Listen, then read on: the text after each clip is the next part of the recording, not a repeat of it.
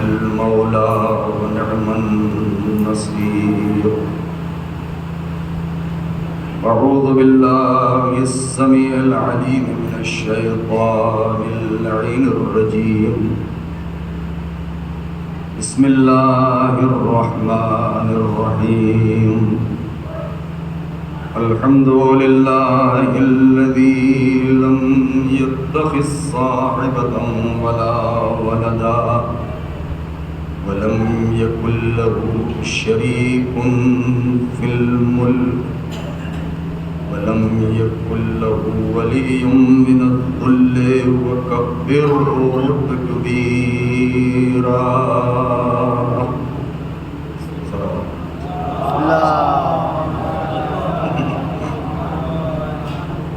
والصلاة والسلام والتحية والإكرام على النبي الأمي المكي المدني القرشي الهاشمي الأبتعي سيدنا ومولانا ومقتدانا وهادينا أبي القاسم محمد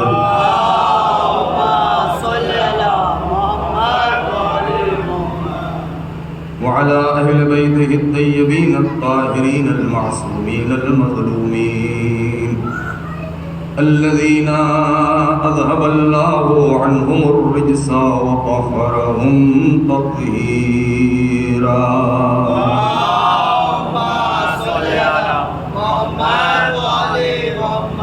سلام على آل طه وياسين ولعنة الله على أعدائهم أجمعين من الآن إلى يوم الدين. أما بعد، فقد قال سيدنا ومولانا سيد الشهداء حسين بن علي بن أبي طالب: هذا ما أوصى به الحسين بن علي بن أبي طالب إلى أخيه محمد الحنفية أنه يشهد أن لا إله إلا الله وحده لا شريك له وأن محمدًا عبده ورسوله جاء بالحق من عند الحق وأن الجنة حق والنار حق وأن الله يبعث من في القبور وأني لم أخرج أشرا ولا ضطرا ولا مفسدا ولا ظالما، إنما خرجت لطلب الإصلاح في أمة جدي وأن آمر بالمعروف وأنهى عن المنكر وأسير بسيرة جدي وأبي علي بن أبي طالب، فمن قبلني بقبول الحق فالله أولى بالحق ومن رد علي هذا أصبر حتى يقضي الله بيني وبين القوم بالحق. صلوات محمد. اللهم صل على محمد وعلى محمد. عزیزان محترم، سرکار سید الشہداء حریت اور آزادی کے علمبردار اور سرتاج، شہادت کو معراج کمال تک پہنچانے والے، ایسے ماحول میں کہ جہاں انسانیت اپنی آخری سانسیں لے رہی تھی، جہاں حق و حقانیت کو بری طریقے سے پامال کیا جا رہا تھا، جہاں وقار بشریت کو روندا جا رہا تھا، جہاں زندگی کے سارے اصول اور قوانین حیات کی میت اٹھائی جا رہی تھی، جہاں کوثر و تسنیم کے بجائے شراب کے جام چھلکائے جا رہے تھے، جہاں عنوان خلافت اسلامیہ پر خبیث النفس انسان یزید جیسا بد نفس اور بد صفت انسان قابض ہو چکا تھا، ایسے ماحول میں کہ جب پوری دنیا میں خاص طور سے عالم اسلام میں ایک واویلا مچ گئی تھی، تو ایسے وقت میں اس پوری بھری کائنات میں ایک ہی شخص تھا جس کے سینے میں علی کا دل رکھا ہوا تھا، اور یہ ہمارا جملہ نہیں ہے، یہ میرا اپنا جملہ نہیں ہے، ایک ہی ایسا شخص تھا جس کے سینے میں علی کا دل رکھا تھا۔ ورنہ ذرا تصور کریں آپ اور ہم، کل اس مجلس کے بعد جو تقریر ہوئی تھی میں نے اس میں ایک جملہ کہا تھا، میں اسی سے متصل ہو جاؤں، کہ جب پوری مملکت اسلامیہ اور ممالک اسلامی کنٹریز جتنی بھی تھی، وہاں ہر جگہ دیکھیں ایک سوال ہے، اور آپ جانتے ہیں، سنتے آئے ہیں مجالس بڑے بڑے علماء سے آپ نے سنی ہے، مجھ ناچیز سے بھی کچھ الفاظ سماعت فرمائیں، کہ جب پوری دنیا اس ظالم اور جابر کی بیعت کر چکی تھی تو اس کی حکومت پہ کیا فرق پڑ جاتا اگر حسین بیعت نہ کرتے۔ بھئی ایک آدمی اگر ہمارے ہندوستان ہی میں ابھی الیکشن ہو اور ساری پبلک، یہاں کی پوری پاپولیشن جتنی بھی ہے، سب کسی کو ووٹ دیں، تو میں ایک اکیلا ووٹ نہیں دوں گا تو اس کا کیا بگڑ جائے گا؟ تو اگر سب نے بیعت کر لی تھی، سارے اہل مکہ نے بیعت کر لی تھی، سارے اہل مدینہ نے بیعت کر لی، سارے اہل بصرہ، اہل یمن، اہل کوفہ، اہل شام، سب نے بیعت کر لی تھی، تو اگر ایک حسین نے بیعت نہیں کی تھی تو اتنا کیا قیامت آ رہی تھی اس کی حکومت کے لیے مشکل تھی کہ کہا نہیں وہ بیعت کرے نہیں تو ان کا سر قلم کر دیا جائے۔ اس کا مطلب یہ ہے کہ خود اس حاکم کی نظر میں بھی حسین ایک عام انسان نہیں تھے۔ اگر عام پبلک کے طریقے سے وہ بھی ایک ممبر ہوتے، اگر وہ بھی ایک عام آدمی ہوتے کہ بھائی وہ ووٹ دیں یا نہ دیں، لیکن نہیں، اس نے یہ ضد کر کے کہ نہیں ان سے بیعت لی جائے، نہیں سر قلم کر دیا جائے۔ اس کا مطلب یہ ہوا کہ پوری دنیا کی بیعت اور ووٹ ایک طرف، حسین کا ووٹ ایک طرف۔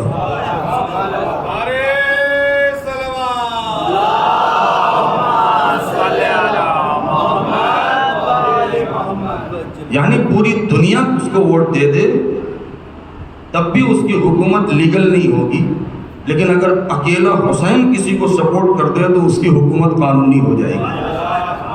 یعنی اب آپ ذرا سوچیں، یعنی خود اس بات کا وہ اقرار کر رہا ہے اپنے اس عمل کے ذریعے سے۔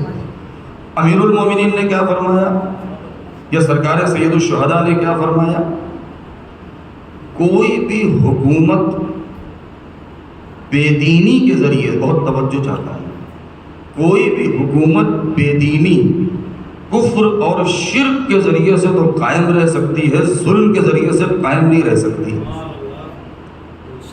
اگر غور فرمائیں، میں ایک لمحے فکریہ میں، مجھے زیادہ وضاحت کرنے کی ضرورت نہیں ہے، آپ دیکھ رہے ہیں پوری دنیا میں کہ جہاں کہیں بھی ظلم جب حد سے زیادہ بڑھتا ہے تو حکومت کے پائے تزلزل میں آ جاتے ہیں۔ جب امام پردہ غیب سے آئیں گے تو اس کے بارے میں کیا ہے، یملأ الارض قسطا وعدلا کما ملئت ظلما وجورا۔ یہ نہیں کہا کہ امام تب آئیں گے کہ جب دنیا کفر اور شرک سے بھر جائے گی، آپ نے یہ کہا جب دنیا ظلم اور ستم سے بھر جائے گی۔ اس کا مطلب یہ ہے کہ جب ظلم حد سے آگے بڑھتا ہے تو کسی مرد میدان کا اٹھنا ضروری ہوتا ہے کہ جو وہ ظلم کے پنجوں کو مروڑ کے رکھ دے۔ اور یہ کام کہ جب اس زمانے میں یزید اور یزید کے باپ کا ظلم اتنا حد سے بڑھ چکا تھا تو کسی بھی مرد میدان اور کسی بھی بڑے سے بڑے صاحبزادے اور بڑے سے بڑے حاکم کے بڑے صاحبزادے کے اندر اتنا دم نہیں تھا کہ جو یزید کے مقابلے میں چیلنج کر کے آواز اٹھاتے۔ اگر دم تھا کسی کے اندر تو اسی کا کہ جس کی رگوں میں آتش بدر و حنین تھا۔ ایک ہی سورما تھا جس کا نام حسین تھا بس، ورنہ اس کے علاوہ ان کے علاوہ کسی اور میں اتنا دم ہی نہیں تھا۔ اور اگر حسین یہ آواز نہ اٹھاتے تو یہ آواز کبھی اور کسی کی طرف سے اٹھ نہیں سکتی تھی۔ اور حسین نے یہ آواز بلند کر کے سوئے ہوئے ضمیر کو جگا دیا ہے۔ اور حسین ابن علی نے اپنے یہ قربانی دے کر کے رہتی دنیا تک۔ اب یہاں پر ایک جملہ کہوں، آدمی پیدا ہو کر کے، بھائی جب کوئی بچہ پیدا ہوتا ہے تو اس کا کیا عنوان ہوتا ہے؟ نام تو رکھا نہیں جاتا ہے، ایک ہوتا ہے آدمی زاد ہے، بھائی آدمی کا بچہ ہے تو اس کا فیملی نام کیا ہوگا؟ آدمی۔ آدمی پیدا ہو کے آدمی بن کے مر جانا کمال نہیں ہے، آدمی نام لے کر کے پیدا ہو کر کے انسان بن کے مر جانا یہ کمال ہے، انسان بن کے مر جانا یہ کمال ہے۔ رسول خدا نے یہی کیا تھا کہ ایسے ماحول میں آئے تھے، اور ایسے ماحول میں آنے کے بعد کہ جہاں لوگوں نے آدمیت کو کچل کے اس منزل پہ پہنچا دیا تھا کہ وہ حیوان سے بھی نیچے گر گئے تھے، رسول خدا نے ان حیوانوں کو نکال کے آدمیت، اور آدمیت سے لے کر کے انسانیت، اور انسانیت سے آگے بڑھا کے مسلمان، اور مسلمان کو اس منزل پہ پہنچایا کہ سلمان بنا دیا۔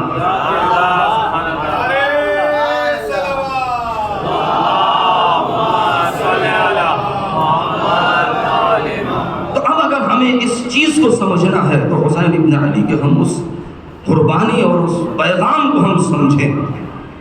بس میرا مقدمہ تمام ہو چکا ہے۔ کل میں نے ایک جملہ کہا تھا کہ ایک طرف سلطنت تھی اور ایک طرف ولایت تھی میدان کربلا میں۔ ایک طرف سلطنت تھی، ڈکٹیٹرشپ تھی، ایک طرف باطل گورنمنٹ تھی، باطل حکومت تھی، ایک طرف طاغوت، ایک طرف ولی خدا۔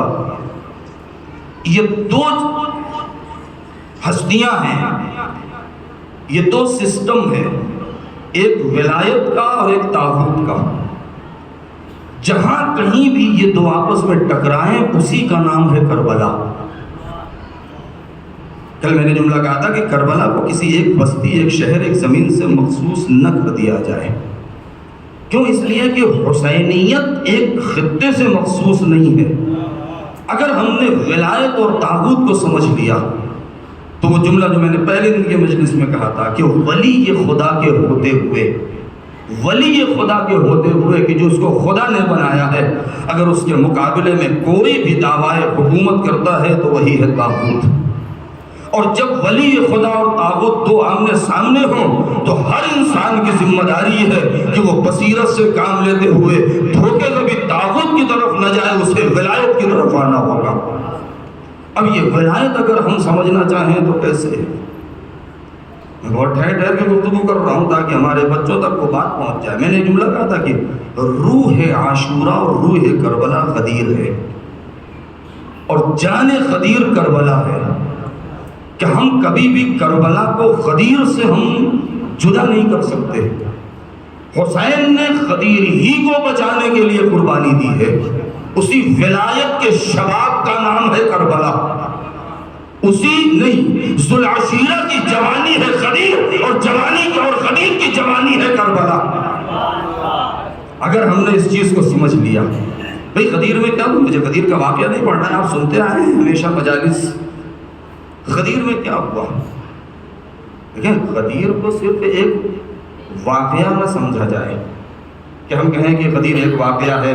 نبی آخری حج پہ پہنچے اور آخری حج پر وہاں سے پلٹے، اور پلٹنے کے بعد جوفہ میں پہنچے، اور ایک مرتبہ جبرائیل امین آ گئے، اور آنے کے بعد کہا یا رسول اللہ آپ وہ حکم پہنچا دیجیے، اور اتفاقاً نبی نے ایسا کچھ کر دیا ہے۔ نہیں، غدیر ایک مکتب کا نام ہے، غدیر ایک مشن ہے، غدیر ایک بنیاد ہے، غدیر حق اور باطل میں پہچان ہے، غدیر کفر اور شرک اور نفاق اور ایمان میں پہچان کا نام ہے۔ یعنی اگر کسی نے غدیر کو نہ پہچانا تو گویا کہ وہ حق اور باطل کو نہیں پہچان سکا۔ جب پیغمبر اکرم وہاں پہنچے تو مختصر سے ویسے یہاں پر میں آپ کا وقت لوں گا،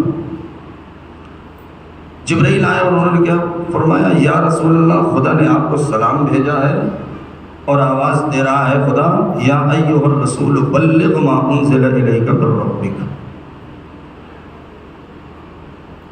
کہ اے رسول پہنچا دیجئے وہ چیز جو آپ کے اوپر خدا کی طرف سے نازل ہو چکا ہے پہلے۔ پورے قرآن میں حافظین قرآن تلاش کر ڈالیں کہیں بھی کہ کیا نازل ہو چکا ہے پہلے۔ نبی نے کبھی کہا ہو یہ چیز نازل ہو چکی ہے، جب حکم آئے گا ہم پہنچائیں گے، ایسا کبھی کچھ ہوا ہی نہیں۔ اس کا مطلب یہ ہے کہ عاشق اور معشوق، حبیب اور محبوب کے درمیان ایک ایسا راز تھا کہ جو غدیر میں کھل رہا ہے۔ یہ ایک ایسا راز تھا کہ جس کو صرف اشارے کی ضرورت تھی بس۔ مجھ میں اور آپ میں کوئی ایگریمنٹ ہو جائے، کوئی بات چیت، کوئی معاہدہ طے ہو جائے کہ ہاں بھائی جب فلاں جگہ ملیں گے تو آپ یہ کام کر دیجئے گا، اور اس کے بعد جب اس پروگرام میں ہم اور آپ پہنچے تو آپ کو کہنے کی ضرورت نہیں ہوگی کہ آپ یہ کام کر دیجئے۔ جب میں اسٹیج پر پہنچوں گا تو آپ نیچے سے صرف اشارہ کریں گے کہ وہ کام کر دیجئے، تو میں فوراً وہی چیز بولنے لگوں گا۔ تو یہ کیسے ہوا ہے؟ اس کا مطلب یہ کہ پہلے سے یہ بات طے ہو چکی ہے۔ اس کا مطلب یہ ہے کہ یہ پہلے سے یہ بات طے ہو چکی ہے۔ اب دنیا تعجب کیوں کر رہی ہے کہ جب ایک مرتبہ جبرائیل آئے اور اس آیت کی تلاوت کی تو نبی نے علی ہی کا ہاتھ کیوں اٹھا دیا؟ اس کا مطلب یہ کہ پہلے سے یہ ساری چیزیں طے شدہ تھیں۔ واقعہ ذوالعشیرہ، دیکھیں میری عادت میں تاریخ کے آئینے میں کچھ باتیں عرض کرنا چاہتا ہوں۔ واقعہ ذوالعشیرہ کو ذوالعشیرہ کیوں کہتے ہیں؟ عشیرہ کہتے ہیں خاندان کو، قبیلے کو، قوم کو، اپنی قوم کو، اپنے رشتہ داروں کو۔ کہ جب پہلی آیتیں نازل ہوئی ہیں قرآن کی، اور اس کے بعد 3 سال کا وقفہ، اور 3 سال کے بعد کہ جب حکم آیا کہ وَانذِرْ عَشِيرَتَكَ الْأَقْرَبِينَ، اے میرے پیغمبر آپ اپنے خاندان والوں کو ڈرائیے، تو نبی نے اپنے قبیلے والوں کو، قریش کو بلا لیا، 40 لوگوں کو، واقعہ آپ جانتے ہیں، مجھے پڑھنا نہیں ہے۔ اور اس کے بعد آپ نے ایک جملہ کہا، پورا سب کچھ بیان کرنے کے بعد کہا اَيُّكُمْ يُعَاذِرُنِي عَلَى هَذَا الْأَمْرِ وَمَنْ يُعَاذِرُنِي عَلَى هَذَا الْأَمْرِ فَهُوَ مِنْ بَعْدِي أَخِي وَوَصِيِّي وَخَلِيفَتِي وَوَزِيرِي وَصَاحِبُ لِوَائِي۔ یہ تمام اہل سنت، اہل تشیع کتابوں میں یہ موجود ہے۔ کیا مطلب؟ جب نبی نے کہا کہ میں نبی ہوں اور میرے اوپر قرآن آئی ہے اور میں ہدایت کے لیے آیا ہوں، میں بشارت لے کے، میں وغیرہ وغیرہ، تو آپ نے فرمایا جو بھی میری مدد کرے گا اس معاملے میں وہ میرے بعد میرا خلیفہ ہوگا، میرا جانشین ہوگا، میرا بھائی ہوگا، میرا وصی ہوگا، میرا وزیر ہوگا، میرا علمدار ہوگا۔ یہ اتنے جملے نبی نے فرمائے۔ 3 مرتبہ مولا علی کھڑے ہوئے، نبی نے بیٹھا دیا۔ جب تیسری بار کھڑے ہوئے اور کوئی کھڑا نہ ہوا تو نبی نے کندھے پر ہاتھ رکھا اور آپ نے فرمایا کہ ھذا من بعدی اخی و وصی و خلیفتی و وزیری و صاحب لوائی، یہ میرے بعد میرا بھائی ہے، میرا وصی ہے، میرا وزیر ہے، میرا خلیفہ ہے، میرا علم بردار ہے۔ یعنی یہ 3 بار ہوا، اور اس کے بعد چوتھی بار یہ نبی نے باقاعدہ اشارہ کر کے آپ نے فرما دیا۔ یہ کب واقع ہوا ہے؟ بعثت کے 3 سال۔ اب اس 3 سال کے بعد، اب 20 سال کے بعد، 20 سال کے بعد اب یہ غدیر کے میدان پہ کہ جب رسول کے اس دنیا سے جانے کا وقت ہو رہا ہے تو اب پروردگار اسی کو یاد دلا رہا ہے کہ کل آپ نے 40 لوگوں میں کہا تھا، آج 1,20,000 کے مجمع میں اعلان کر دیجئے، اس لیے کہ کل 40 ہو اور ہو سکتا ہے بھول گئے ہو، لہذا اب نبی نے 1,20,000 کے مجمع میں ارشاد فرمایا کہ کیا میں تمہاری جان اور مال کے اوپر تم سے زیادہ حقدار نہیں ہوں؟ جب سب نے کہا یا رسول اللہ بالکل، اگر ہم اپنے سے جان دے دیں تو ہلاکت ہے، آپ کے اشارے پر جان دے دیں تو شہادت ہے۔ بہت توجہ۔ تو کیا فرمایا؟ من کنت مولا ہو فہذا علی مولا۔ اب جس کا میں مولا ہوں اس کے یہ علی مولا ہے۔ پہلے کیا فرمایا کہ الست اولا بکم، کیا میں تم پر اولا نہیں ہوں؟ یعنی تم اپنا مال خرچ کرو، فضول خرچی کرو تو گناہ ہے، میں تم سے چھین لوں تو جائز ہے، تم اپنی جان دے دو گے تو خودکشی ہے، ہلاکت ہے، میں کہہ دوں جان دے دو تو یہ شہادت ہے۔ اتنا بڑا فرق ہے اولا ہونے میں۔ اور اولا بنا کس چیز سے ہے؟ اولا ہی سے بنا ہے مولا، اور مولا کہتے ہی ہے اسے جسے خدا کی طرف سے ولایت حاصل ہو۔ بہت توجہ۔ تو ولایت کا مطلب سلطنت نہیں ہے، سلطنت کے اشارے پر کوئی جان دے تو ہلاکت ہے، ولایت کے کہنے پر کوئی جان دے تو شہادت ہے۔ یہی وجہ ہے کہ کربلا میں 2 لشکر تھے، ادھر مرنے والے سب ہلاک ہیں، ادھر مرنے والے سب شہید ہیں۔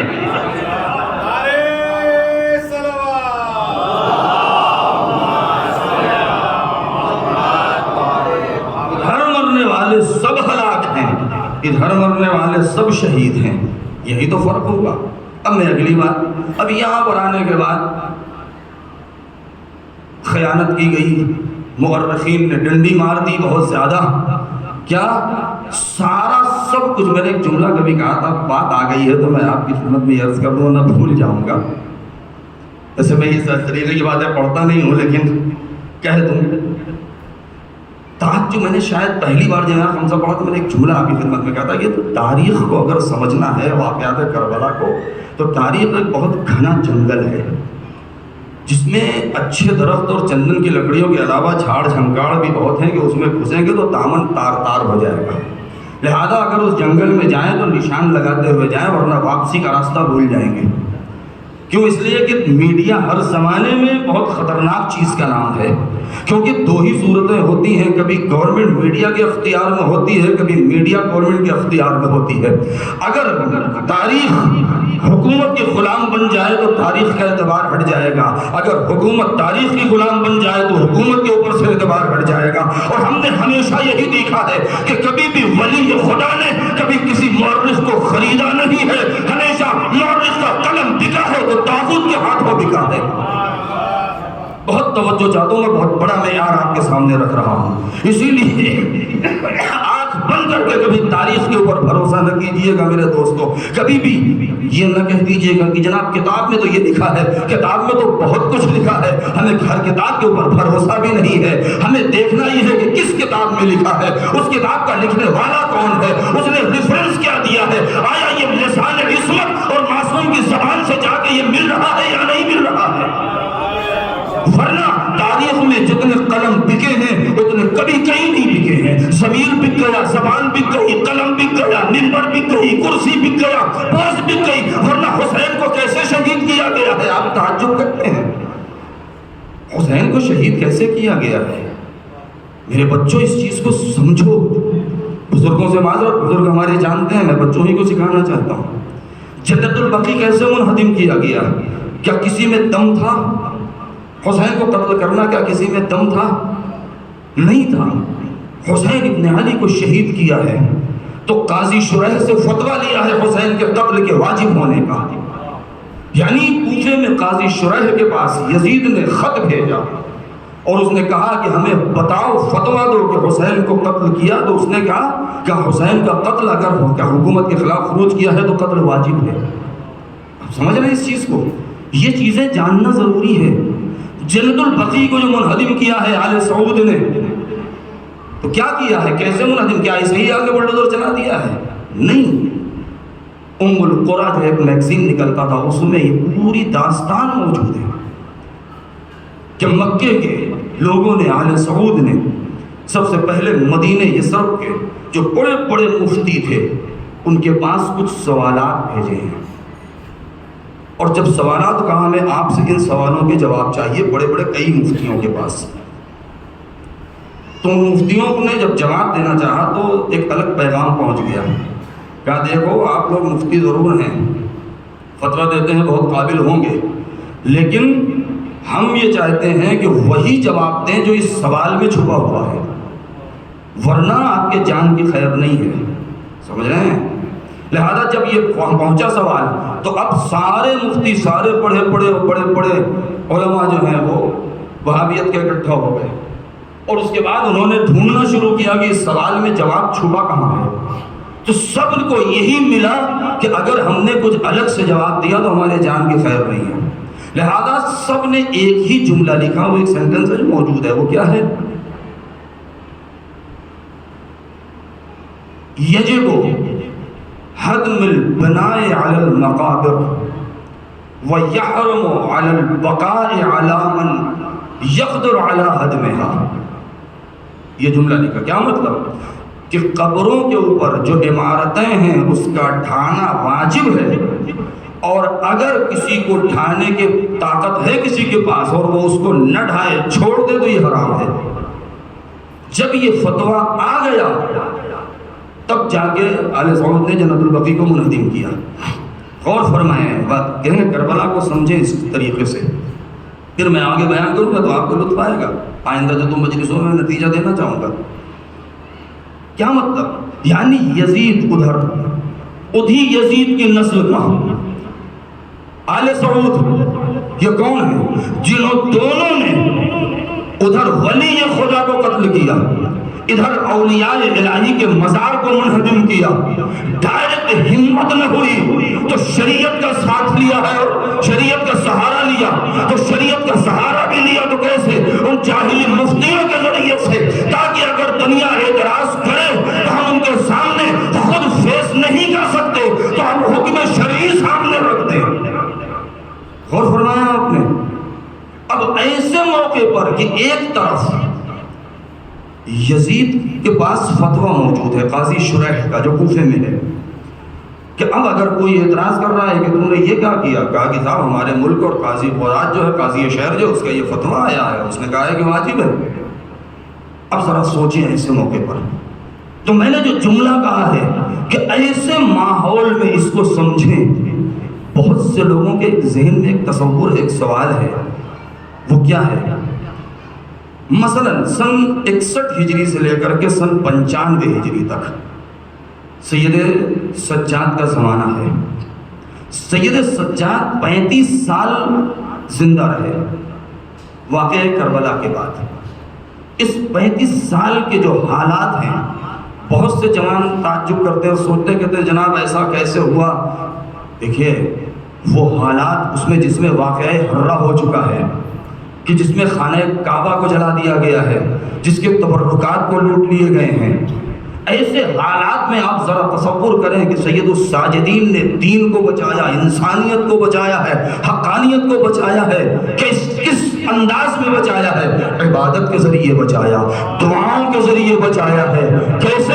بارگاہ پروردگار میں دعا، کیا سمجھتے ہیں؟ میں جو دعوت اور میں جو وصیت کرتا ہوں، میں معافی چاہتا ہوں اگر میری بات تلخ لگے یا خشک لگے، لیکن یہ ضروری ہے تاکہ جوان تھوڑا سا آنکھ کھولے۔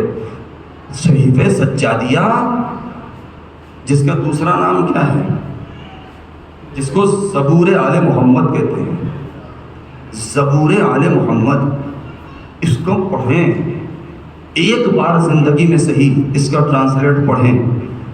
آپ یہ سمجھتے ہیں کہ سید الساجدین مصلی پر بیٹھے خالی دعا مانگتے رہے؟ آپ یہ دیکھیں کہ انہوں نے مانگا کیا ہے، ایک بار ضرور پڑھیں۔ سید سجاد نے اس صحیفہ سجادیہ میں جو دعا ہے جناب منہال سے، جناب ابو حمزہ شمالی سے یا دیگر اپنے چاہنے والوں سے جو آپ نے فرمایا ہے اور دعا کیا ہے بارگاہ احدیت میں، یہ صرف دعا نہیں ہے، اس کے اندر توحید کا درس بھی ہے، رسالت کو بھی سمجھایا ہے، امامت کو بھی بتایا ہے، ظالم اور طاغوت اور باطل خلافتوں کے خلاف بھی بیان کیا ہے، حق کی آواز بھی بلند کیا ہے، زمین میں کیا خزانے چھپے ہیں وہ بھی بتایا ہے، آسمان کی بلندی کتنی ہے وہ بھی بتایا ہے، کتنے گلیکسی سسٹم ہے اور نظام ہے یہ بھی بتایا ہے، کتنی کہکشانیں ہیں، ستاروں کا کتنا فاصلہ ہے یہ بھی بتایا ہے، خلقت سے پہلے ہماری کیا حیثیت تھی وہ بھی بتایا ہے، ہم خلق سے ہونے سے پہلے جب زمین و آسمان کچھ نہ تھا ہم کیسے تھے یہ بھی بتایا ہے، آسمان کیا ہے، عرش کیا ہے، کرسی کیا ہے، لوح کیا ہے، قلم کیا ہے، انسان کی حقیقت کیا ہے، یہ سب کچھ بتایا ہے، یہ سب کچھ بتایا ہے ان دعاؤں کے اندر۔ اب بات آ گئی دعا کے اوپر، ایک جملہ سن لیجئے گا۔ دعا مانگتے ہیں، ہمارے پاس بھی لوگ آتے ہیں، بزرگوں کے پاس بھی، کیا ہے دعا کر دیجئے، کیا دعا کرتے ہیں، بہت پریشان ہیں ہم، ہمارے لیے دعا کر دیجئے۔ بہت اچھی بات ہے بھائی، دعا کرتے ہیں، ہر مومن کو ایک دوسرے کے لیے دعا کرنی چاہیے۔ کیوں؟ اس لیے کہ دوسرے کے حق میں دعا کریں تو اپنے حق میں قبول ہوتی ہے۔ کیوں؟ کیوں؟ فلسفہ جانتے ہیں دعا کا جو معصوم ہے، جو سید الساجدین نے بتایا ہے، اور یہ ایام چل بھی رہے ہیں امام زین العابدین سے منسوب۔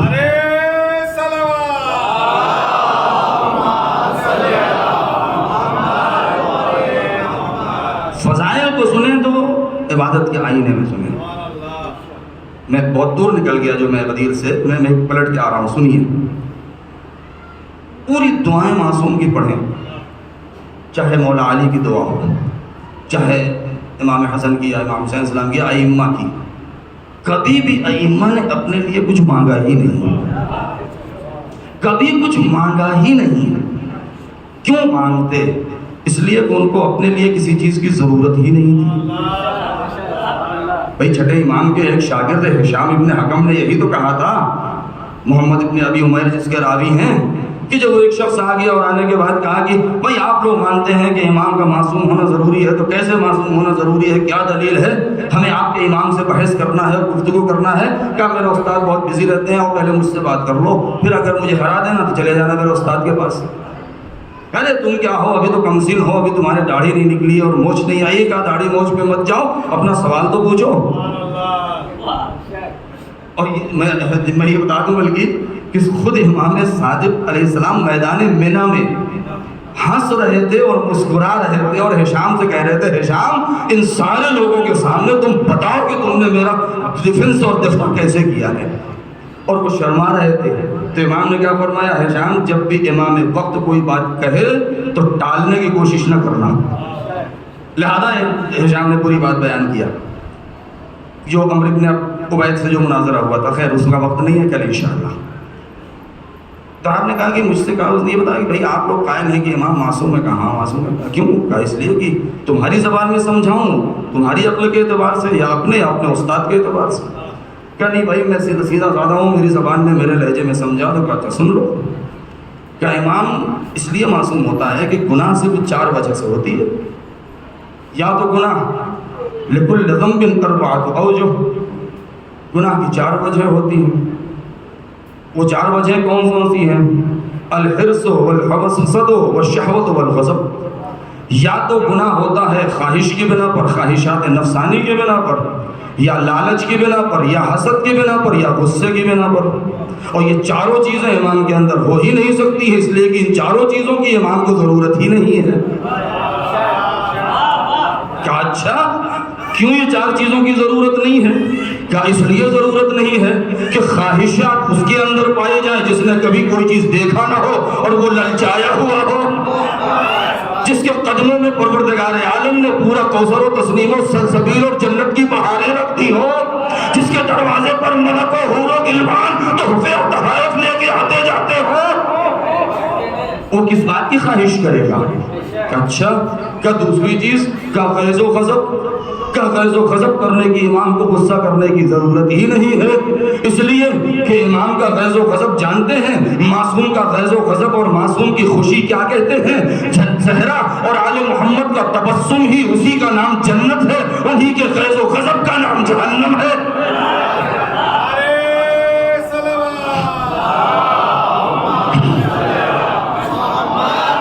کیوں؟ اس لیے کہ اگر یہ کسی سے خوش ہو گئے تو جنت ہے، کسی سے ناراض ہو گئے تو جہنم ہے۔ نہیں، ارے جس کے گود کا بالا غیر معصوم اگر غیظ و غضب میں آ کے ایک لکیر پھینکے تو 30,000 کے لشکر میں دم نہ رہے کہ انہیں پار کر پائے۔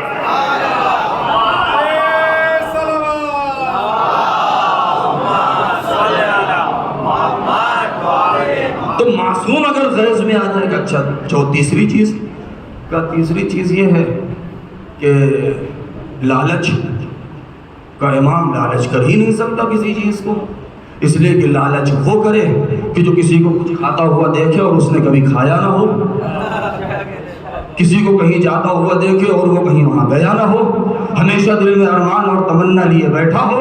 اور امام وہ ہیں کہ پروردگار نے جس کے قدموں میں زمین و آسمان کے خزانے کی ساری چابیاں ڈال دی ہو، جسے جنت و جہنم کا اختیار دے دیا ہو، وہ لالچ کس چیز کی کرے گا؟ جس کے بچوں کی ماں اگر بچوں کا دل بہلانے کے لیے اگر روا روی میں کہہ دے کہ بچے تمہارے کپڑے درزی کے یہاں ہے، تو چاہے کپڑے دیے ہو یا نہ دیے ہو، رضوان کو درزی بننا پڑے گا۔ تو وہ لالچ کیوں کرے گا؟ اچھا چوتھی چیز کا حسد، کیا امام حسد نہیں کر سکتا؟ کہ بھائی یہ تو ہر ایک کے اندر ہوتا ہے، کیا ہوتا ہوگا تمہارے ہاں ہر ایک کے اندر، لیکن ہمارے ہاں امام میں نہیں ہے۔ کہا کیوں؟ کہا حسد وہ کرتا ہے جس سے اوپر کوئی ہو، حسد وہ کرتا ہے جس سے اونچا کوئی ہو۔ میں حسد اس لیے کروں گا کہ فلاں صاحب مجھ سے اچھی مجلس پڑھ لیتے ہیں، فلاں صاحب ہم سے زیادہ مالدار ہیں، فلاں کے پاس ہم سے زیادہ اچھی گاڑی ہے، فلاں کا گھر ہم سے اچھا ہے، فلاں کا قد ہم سے اچھا ہے، فلاں کا علم ہم سے زیادہ ہے۔ جب امام سے اوپر کوئی ہے ہی نہیں تو پھر امام کس کو دیکھ کے حسد کریں گے؟ ساری دنیا امام سے حسد کرتی ہے، امام کسی سے حسد نہیں کرتے، اور اسی حسد کا نتیجہ تھا کہ دنیا غدیر کو بھول گئی اور صحیفہ کو آباد کر لیا۔ صلوات پڑھنے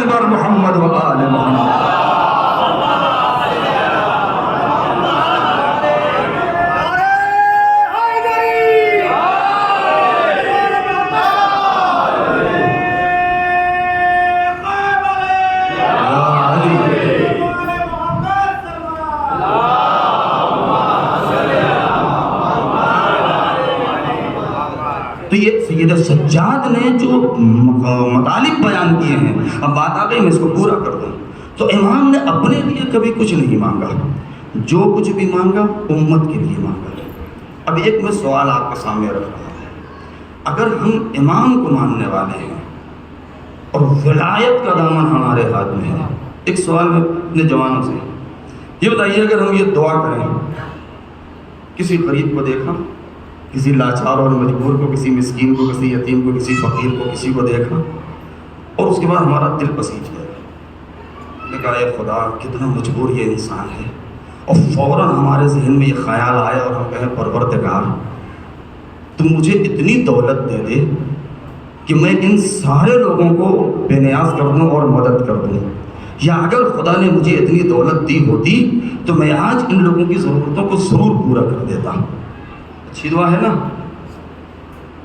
دعا ہے، اس میں بتائیے کمی کہاں ہے؟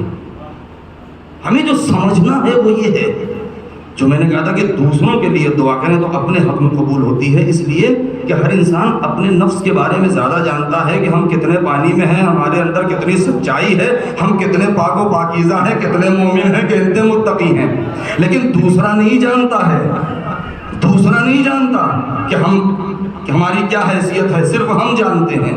اور یہی وجہ ہے کہ مومن کا احترام جانتے ہیں ہم، ممکن ہے پوری زندگی کہتے رہیں کہ ارے فلاں صاحب کو تو ہم جانتے ہیں، مسکین بھائی کو تو ہم جانتے ہیں، اور فلاں صاحب کو تو جانتے ہیں، اور فلاں صاحب کو تو جانتے ہیں کہ ارے یہ ایسے ہیں اور ویسے ہیں اور یہ ہے اور وہ ہے، پوری زندگی کہتے رہیں جب تک ہم نے اپنے کو قدرت مند سمجھا اور ان کو مجبور سمجھا، ان کی برائی کرتے رہے، لیکن جب قدرت انتقام لینے پہ آتی ہے تو ایسے موقع پہ انتقام لیتی ہے کہ تم چھپ کے اپنے دوست سے کہتے رہے ارے وہ تو ویسے ہیں، وہ تو ویسے ہیں، وہ تو اتنے برے ہیں، وہ تو اتنے برے ہیں، لیکن جب وہ مجبور ہوگا تو اس کا ساتھ دینے کے لیے پھر وہ قدیر پروردگار انتقام لے گا۔ اب تمہیں سب کے چھپ کے نہیں، اب پورے مجمع میں کہنا پڑے گا، تمہارے سامنے ظاہراً وہ مجبور لیتا ہے مگر میت میں کہنا پڑے گا میرے مالک میں اس کے بارے میں اچھائی کے علاوہ کچھ نہیں جانتا۔ صلوات پڑھنے پر محمد و آل محمد۔ اب بتائیے ابھی جھوٹ بول رہے ہیں یا پہلے جھوٹ بول رہے ہیں؟ انسان خود فیصلہ کرے۔ ہم نے کسی کی جو برائی کی تھی پوری زندگی، تو اب تک ہم جھوٹ بول کے اس کی برائی کر رہے تھے، یا آپ نماز میں کھڑے ہو کے جھوٹ بول رہے ہیں؟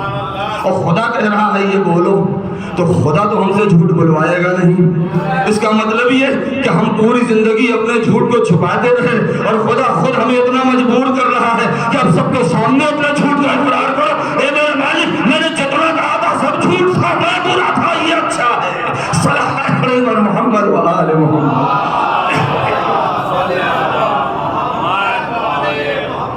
یہ ان چیزوں کو سمجھیں۔ اچھا میں بات دور نہ کر جاؤں، کیوں دوسروں کے حق میں دعا کریں؟ اس لیے کہ ہر انسان اپنے بارے میں جانتا ہے، ہو سکتا ہے ہماری زبان میں اتنا اثر نہ ہو۔ جب ہم، معصوم نے فرمایا ہے جب تم دوسروں کے لیے دعا کرو تو پروردگار اس کی طرف سے فرشتوں کو خلق کرتا ہے کہ جو تمہارے لیے دعا کریں۔ تو تمہاری زبان کا تو پتہ ہے کیسی ہے، لیکن فرشتوں کی زبان تو بہرحال معصوم ہے۔ تو اب بتائیے گناہگار زبان کی دعا قبول ہوگی یا معصوم کی زبان کی دعا قبول ہوگی؟ یہی وجہ ہے، ایک اصلاحی گفتگو میں نے کر دی۔ تو اب یہ بتائیے جو ہم نے یہ دعا کیا کہ خدایا مجھے اتنی دولت دے دے کہ میں ان سب کی مدد کر سکوں، ٹھیک؟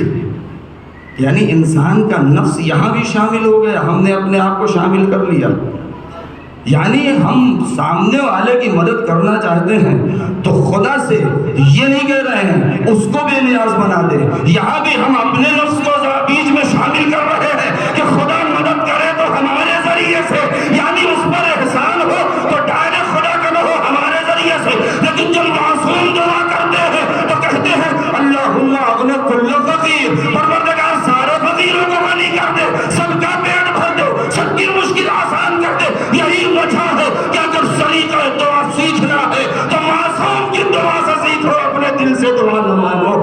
صلوات پڑھے بر محمد و آل محمد۔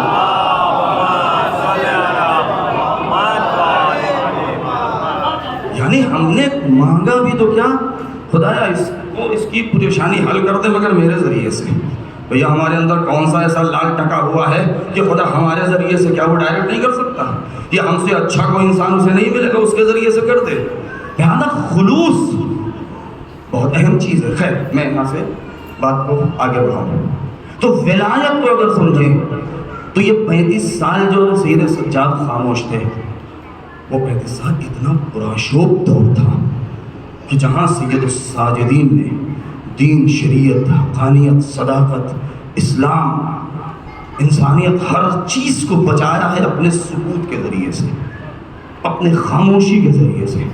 کتنے بیان ہوئے، عبداللہ بن حنظلہ نے بیان کیا آپ جانتے ہیں، زید نے بیان کیا آپ جانتے ہیں، لیکن امام نے کسی قیام کی حمایت نہیں کی ہے ایک دو کے علاوہ، جہاں آپ نے خاموشی رکھی ہے اور کہہ بھی دیا تھا کہ دیکھو مت اٹھو، ابھی حالات ایسے نہیں ہیں.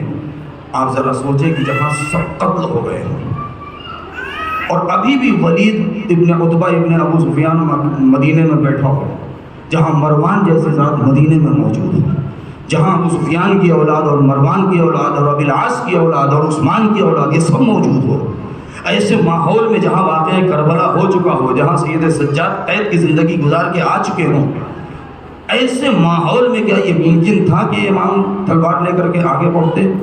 نہیں ممکن تھا. کتنا سخت تھا امام کے لیے کہ خاموش رہ کے اور اس سب کو بچا لے جائیں. امام کی وہ تقریر سنیں آپ. میں نے شاید یہاں یا فتح گڑھ میں جو بشرا پڑھا تھا، میں نے ایک جملہ کہا تھا، میں نے کہا تھا کہ ہر زمانے میں یہ ایسا دیکھنے میں آتا ہے، اور آج کل تو بہت زیادہ ہے، سوشل میڈیا میں ہمیں پل پل کی خبریں مل رہی ہیں.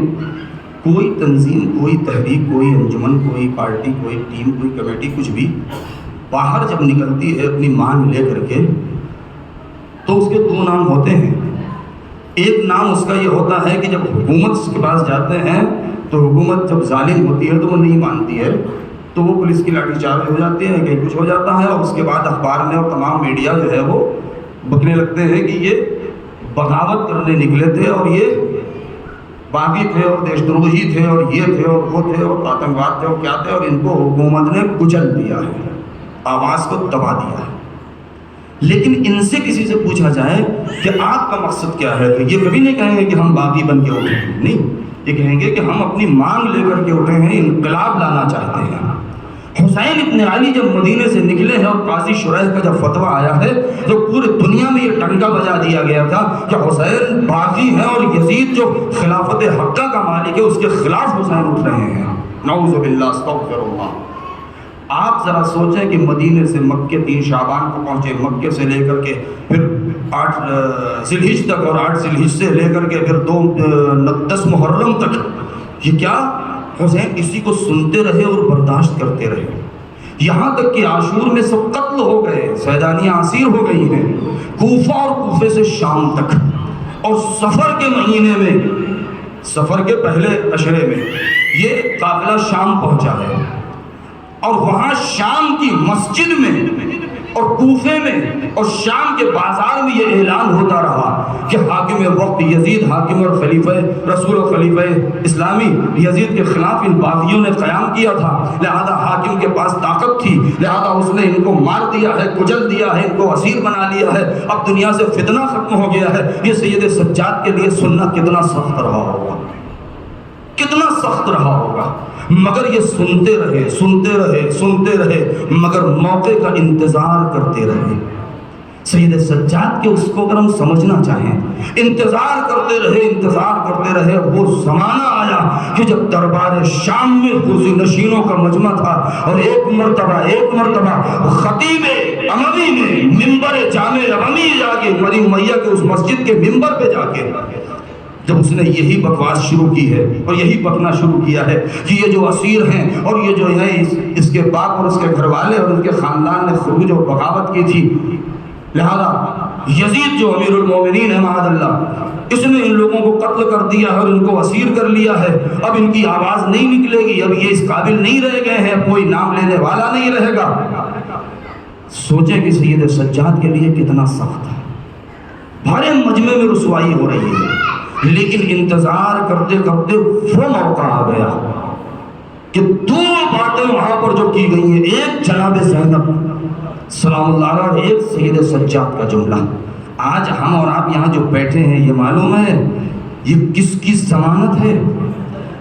معصوم وہ ہوتا ہے اگر اس کی زبان سے کچھ نکل جائے تو اس کو حقیقت بننا پڑے گا۔ ایک معصوم کی گود کی پلی زینب نہیں، سن لیجئے پہلے، جناب زینب کے بہت فضائل سنے ہیں آپ نے، مگر سارے فضائل صرف ایک جملے میں سمیٹنا چاہتا ہوں میں۔ اگر اس کو ہم نے اور آپ نے سمجھ لیا، میں اس بات کو یہاں روک رہا ہوں اور یہیں پہ بات کو میں ختم کرنے کی کوشش کروں گا۔ آپ نے بہت سنا نا، شریکت الحسین ہیں، ام المصائب ہیں، عقیلہ بنی ہاشم ہیں، عباس کی بہن ہیں، علی کی بیٹی ہیں، فاطمہ کی لخت جگر ہیں، یہ سب آپ نے سنا ہے، یہ سب فضائل ہیں، عالمہ غیر معلمہ ہیں۔ سیدھے سجاد فرماتے ہیں، اے بی یا عمت انت عالمۃ غیر معلمہ، آپ ایک ایسی عالمہ ہیں جس کو کبھی کسی نے پڑھایا نہیں ہے۔ یہ سید سجاد کا جملہ ہے، کتنی بڑی بات ہے یہ۔ معصوم کے لیے کہا جاتا ہے کہ جس کو خدا علم دے کر کے بھیجتا ہے، لیکن معصوم کہہ رہا ہے وہ بھی آپ ایسی عالمہ ہیں کہ جس کو پڑھنے کی ضرورت نہیں پڑی ہے۔ نہیں، اس سے بڑھ کے میں آگے بات کرنا چاہتا ہوں، اگر جناب زینب کے فضائل کو ایک جملے میں سننا ہے تو بس اتنا یاد رکھیے، جناب صدیقہ طاہرہ فاطمہ زہرا سلام اللہ علیہا کا مقام کیا ہے۔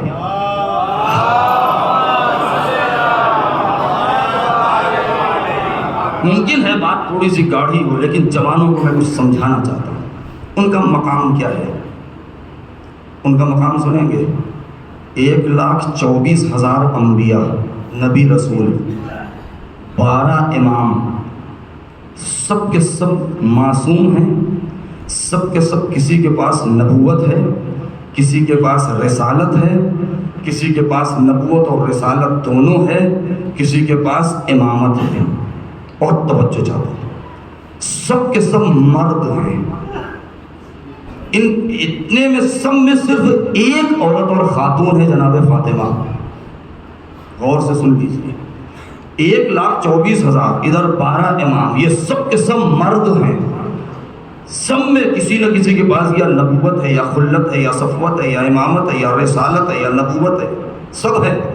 جناب فاطمہ تنہا خاتون ہے، نہ نبوت ہے، نہ رسالت ہے، نہ امامت ہے، کوئی عہدہ نہیں ہے، مگر اس کے باوجود بھی عصمت میں دم اتنا ہے کہ 11ویں امام فرماتے ہیں کہ یہ سارے انبیاء اور سارے امام پوری خلق کے اوپر خدا کی حجت ہے، اور ہماری ماں فاطمہ ہم سب کے اوپر حجت ہے۔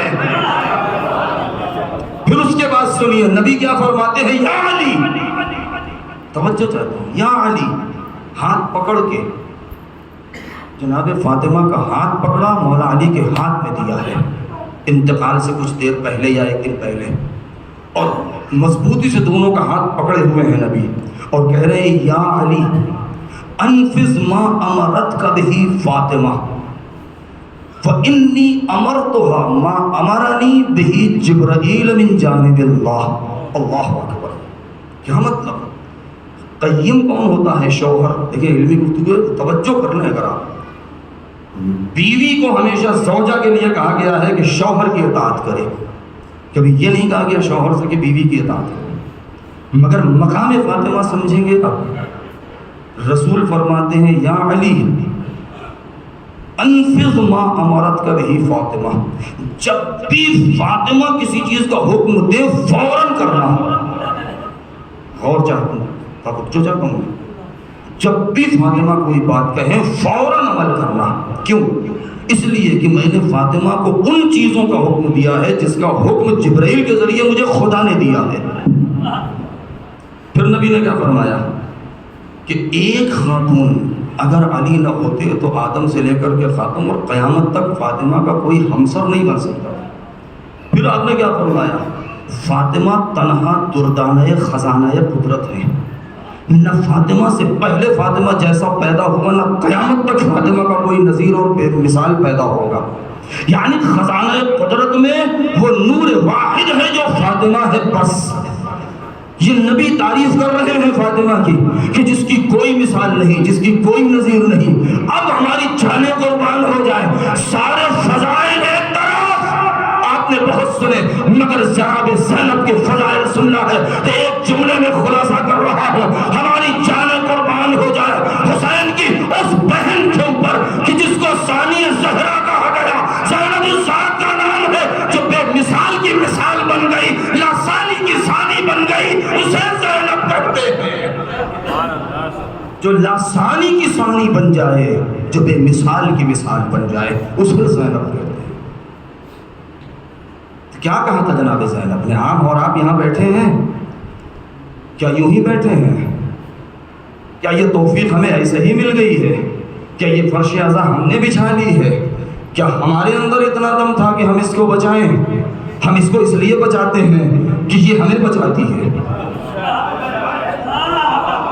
فرش عزا نے ہمارے وقار کو بلند کیا ہے، ہمیں بی بی نے اس لائق سمجھا ہے جو ہم یہاں بلایا ہے، ورنہ ہمارے اندر کیا حیثیت ہے، ہماری کیا مجال ہے۔ ایک جملہ بی بی کا اور ایک جملہ سید سجاد کا، کیا کہ جب یہ تقریر ہو رہی ہے اور وہ خلیفہ اموی کا وہ خطیب اور ذاکر مقرر جب کہہ رہا ہے کہ یہ باغی ہیں، انہوں نے خروج کیا ہے اور ایسا ہے اور ویسا ہے، ایسے حساس لمحے میں کہ جب اسی جامع اموی یعنی بنی امیہ کی مسجد کے اندر جب ایک مرتبہ وقت اذان ہوا ہے اور مؤذن نے اذان دی ہے تو سید سجاد نے روک کے کہا ہے، اے یزید اب تک ہم نے بہت صبر کیا، خاموش رہے، مگر ایک بات سن لے، تو اب ہمارے خروج اور قیام کو بغاوت کرتا رہا اور یہ تو نے تقریروں میں اعلان کروایا کہ ہماری بغاوت کچھ نہیں گئی ہے، لیکن تیرے ہی مسجد میں، تیرے ہی حکومت میں، تیرے ہی دربار میں یہ اذان کی آواز اس بات کی گواہی دے رہی ہے، ہماری بغاوت کچھ نہیں رہی گئی، ہمارا انقلاب کامیاب ہو گیا ہے۔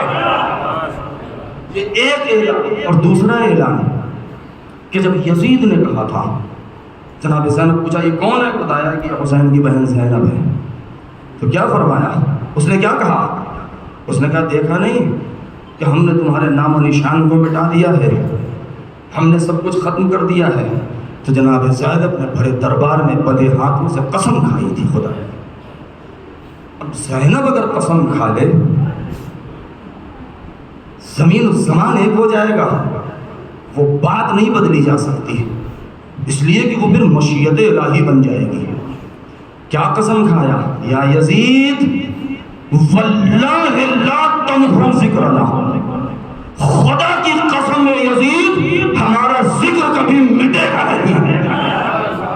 اب دنیا میں جہاں کہیں بھی جلوس نکلے، ماتم ہو، مجلس ہو، گریہ ہو، نوحہ پڑھے، مرثیہ ہو، سوز ہو، سلام ہو، ذکر حسین ہو، یہ کبھی مٹ نہیں سکتا، اس لیے کہ علی کی بیٹی حسین کی بہن نے ضمانت لی ہے۔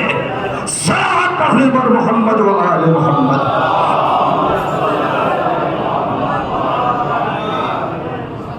اس لیے کہ حسین کی بہن نے ضمانت لے لی ہے کہ کبھی مٹے گا نہیں، تو اب مٹ نہیں سکتا۔ یہی وجہ ہے کہ ہم مٹ جائیں، اس پر آنچ نہ آنے پائے، ہمارے گھر جل جائیں، فرش عزا نیلام نہیں ہونی چاہیے، تحریف نہیں ہونی چاہیے، اس لیے کہ یہ کس شہیدوں کی نشانی ہے، یہ امانت داروں کی نشانی ہے، یہ صداقت پسندوں کی میراث ہے جو ہم تک پہنچی ہے۔ بس ازاداروں، 2 دن کی مجلس اور ہے، میں نے غدیر کو چھوڑ دیا، کیسے انشاءاللہ 2 دن فضائل آپ سن لیجیے گا۔ یہ جو ایام چل رہے ہیں بہت سخت ایام ہیں۔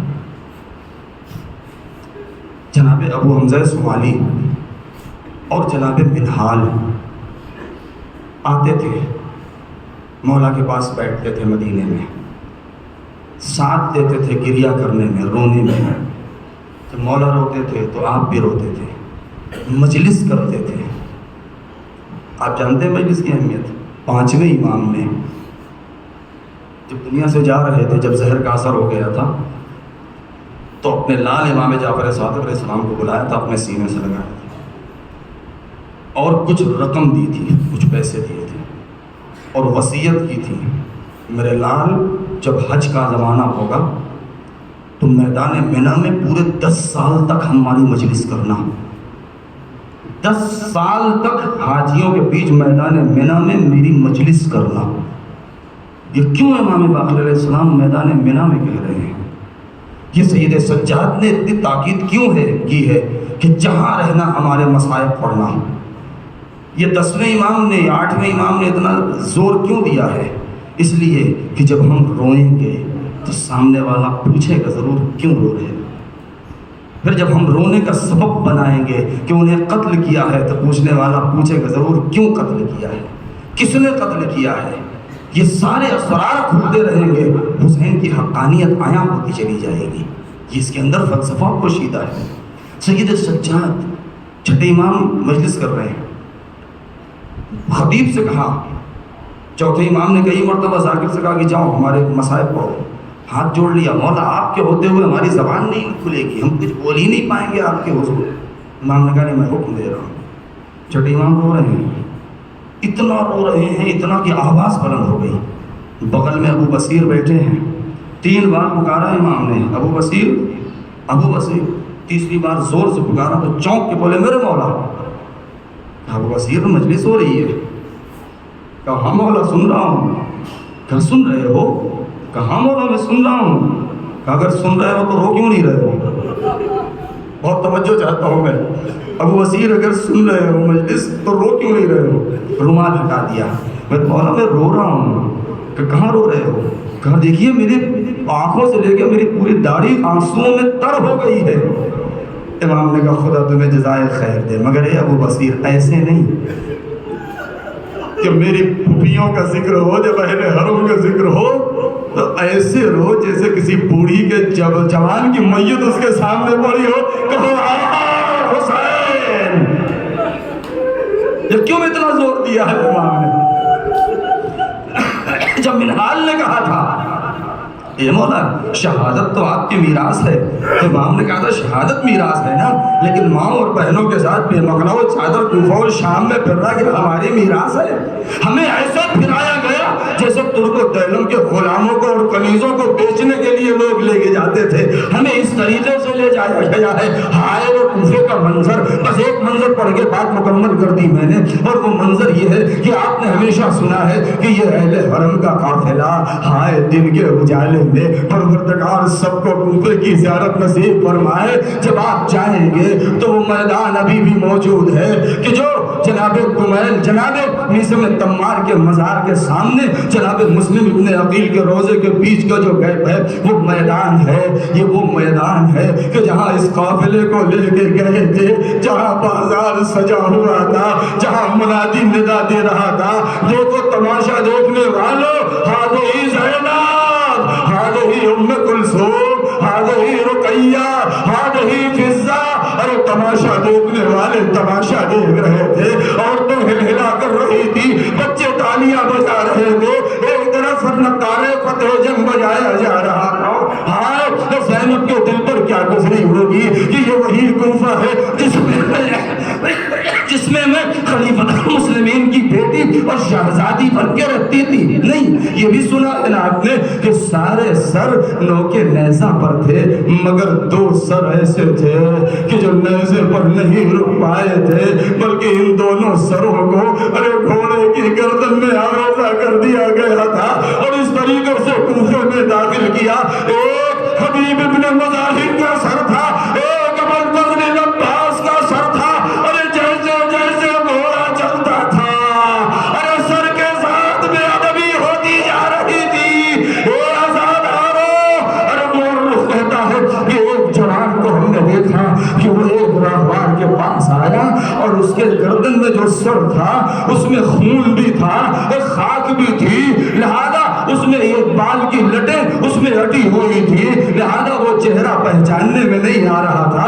ایک جوان ارے بڑے غور سے اس سر کو دیکھ رہا تھا۔ سوار نے کہا اے جوان، ارے یہ تو کیا دیکھ رہا ہے؟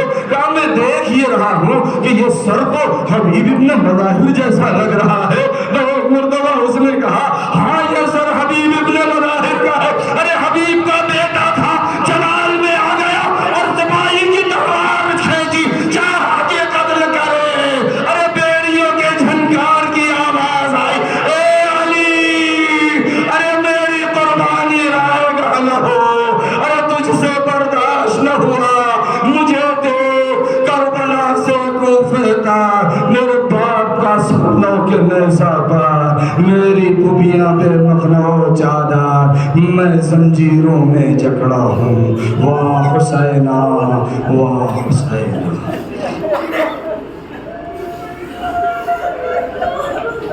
وَسَيَعْلَمُ الَّذِينَ ظَلَمُوا أَيَّ مُنقَلَبٍ يَنقَلِبُونَ أَلَا لَعْنَةُ اللَّهِ عَلَى الْقَوْمِ الظَّالِمِينَ۔ اللهم باسمك العظيم الأعظم الأعز الأجل الأكرم باسمك يا الله يا الله يا الله يا الله يا الله يا الله يا الله يا الله يا الله يا رحمن يا رحيم يا ذو الجلال والإكرام يا أرحم الراحمين يا غياث المستغيثين الہی بحق الزہرا وابیہا وبعلہا وبنیہا والسر المستودع فیہا۔ میرے مالک ہماری اس عبادت کو قبول فرما، پروردگار ہماری نسلوں میں محبت اہل بیت و رضاداری کو قائم و دائم رکھ، ہمارے والدین اور مومنین کے گناہوں کو بخش دے، جو اس دنیا سے گزر گئے ان کی مغفرت فرما، جو بیمار ہیں انہیں شفا مرحمت فرما، جوانوں میں بصیرت عطا فرما۔ پروردگار تجھے واسطہ ہے محمد و آل محمد کا، جو بے اولاد انہیں صاحب اولاد فرما۔ پروردگار حکومت اسلامی اور رہبر معظم کی حفاظت فرما، انہیں طول عمر عطا فرما، مراجع کا سایہ ہمارے سروں پر قائم و دائم فرما۔ میرے مالک ہمارے امام کے ظہور میں تعجیل فرما، ہمیں ان کے جانثاروں میں شمار فرما۔ ربنا تقبل منا انک انت السمیع العلیم۔ یا حسین یا حسین یا حسین۔